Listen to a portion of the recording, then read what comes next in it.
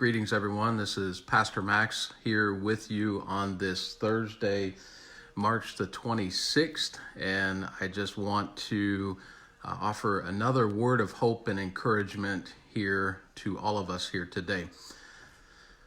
We at Gibsonburg United Methodist Church, we have been utilizing the app called Zoom to hold remote meetings, and so we were actually having a worship meeting today. And basically, we were discussing including a song for this Sunday's live stream worship, and the name of that song is The Heart of Worship, written by Michael W. Smith. I want to read a couple lines of these lyrics because I'm here to tell you, when I read these lyrics in our meeting earlier today, there's one line that just jumped off of the page at me.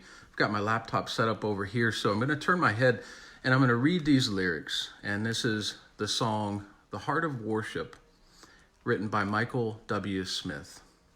It begins, when the music fades and all is stripped away, and I simply come, longing just to bring something that's of worth that will bless your heart. I'll bring you more than a song, for a song in itself is not what you have required. Michael W. Smith, he continues and moves on, but the phrase "all is stripped away" jumped off the page at me. And I don't know if you're like me, but I really feel like to some degree, every sense of normalcy has been stripped away from my life. The regular routine, the regular things that I did, everything has been stripped away from me, and now I'm struggling to find a new normal, if you will. So I began to ponder that over the last several hours, and I found myself being drawn to the book of Hebrews, chapter 13, verses 5 and 6. And I believe that God has a word for us here from these two verses. And so I'm going to read these two verses for us here this evening, and I'm going to trust that God will bring us this hope and this peace and this encouragement during this time where we feel like everything's been stripped away from us. What we used to know, it's all been taken away. What we used to depend upon, it's been taken away. And so listen to these verses out of this 13th chapter of the book of Hebrews, verses 5 and 6. The author says, "Let your conduct be without coveting. Be content with such things as you have. For he," meaning God, "has said himself, I will never leave you nor forsake you." And so because of this, we can boldly say, "The Lord is my helper. I will not fear."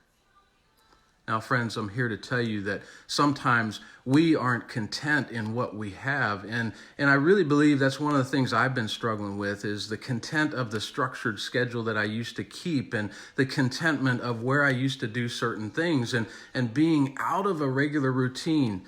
That contentment has been left behind. But friends, we must be content in God. In God. We must be satisfied knowing that God is here and he is in this with us. God, my friends, is what we need during this time. And his promise for you and for me is that he will never leave us nor forsake us. He's not going to desert us. He's not going to abandon us. He's not going to neglect us.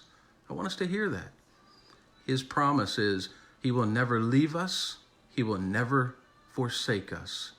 He, my friends, Jesus the Christ, will never abandon you. He will never leave you. He will never desert you. And he certainly is not going to neglect you.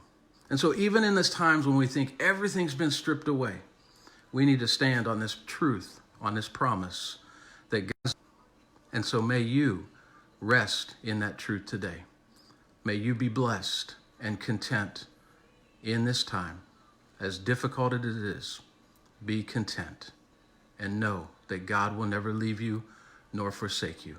Be blessed, my friends. Feel free to share this video.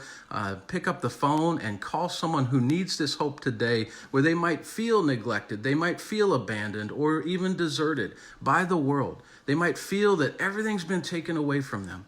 May you be the voice of hope and encouragement as you call them. May you pray with them on the phone. I'm going to continue to come to us each and every day with a word of hope and encouragement. May the living God richly bless you and keep you.